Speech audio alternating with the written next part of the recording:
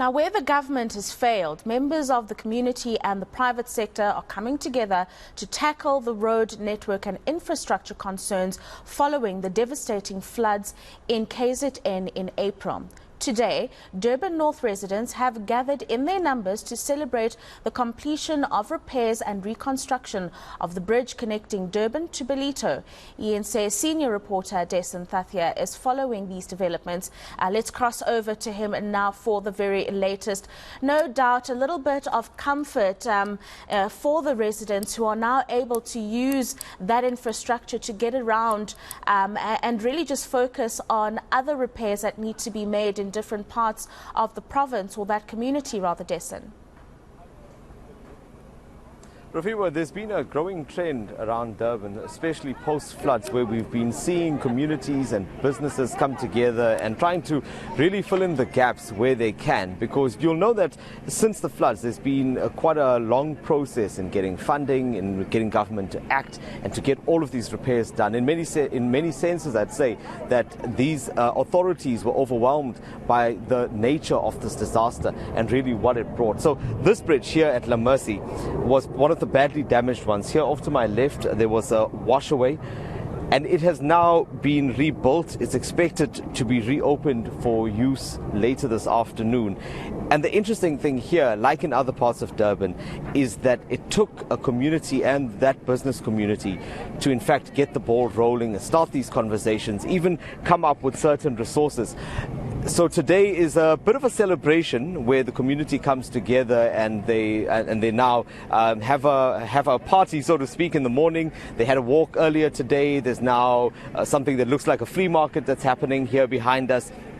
But I think the real celebration right now is the fact that they will be able to use this route once more, and it will allow residents from this part of town to get down into the city centre. I want to bring in now Paul Ramlal, who's with the task team that is responsible for getting this plan in action. Paul, great work here. Today the bridge reopens, but at what point did the community decide, look, we can't wait any longer, let's get the ball rolling? Thanks, Desan. Thanks for doing a coverage here. Initially, when we had this disaster, the research that was done and the response that we got from the authorities was that because we are rated number 4 of the 44 disasters that was within our area, it's going to take a long time, because it's now classified, it falls under national disaster, and the national treasury comes in and national funding. So that was, and we respect the fact that it will take a while for funding to be approved, because there's outcries from all areas that had similar issues. So in the meanwhile, just to fast track the process, we as a community decided to get together to help with the funding procure the necessary material so we can get this road going. And we engaged with meetings with the DOT, and the Premier was very instrumental in coordinating the meeting. MEC came into the party, and we had a business collaboration together with the community and the authorities of DOT and Central at that time came on board. And then then DOT spearheaded this whole thing thereafter. Paul, I want to come in here.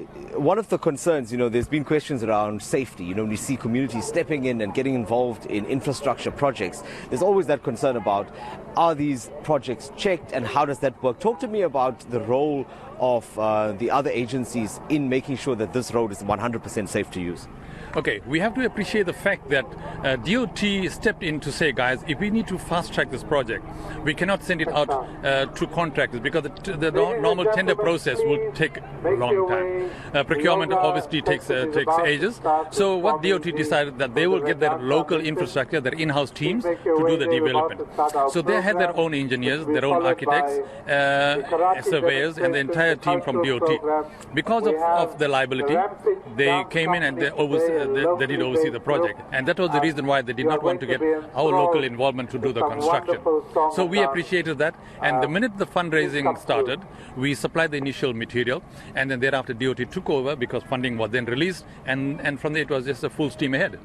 Thank you so much for your time, Paul Ramdal. We'll chat a bit later. Rafiwa, I think one of the other interesting points to mention at this point is that when this bridge was rebuilt, the design was taken into account, and from what I'm told, it was actually improved so that it could prevent a recurrence of what happened the last time around. But although this doesn't mean that the M4 is completely open all the way from here to Ballito, it's certainly a start, because it means that one of the major hurdles for this community has now been overcome.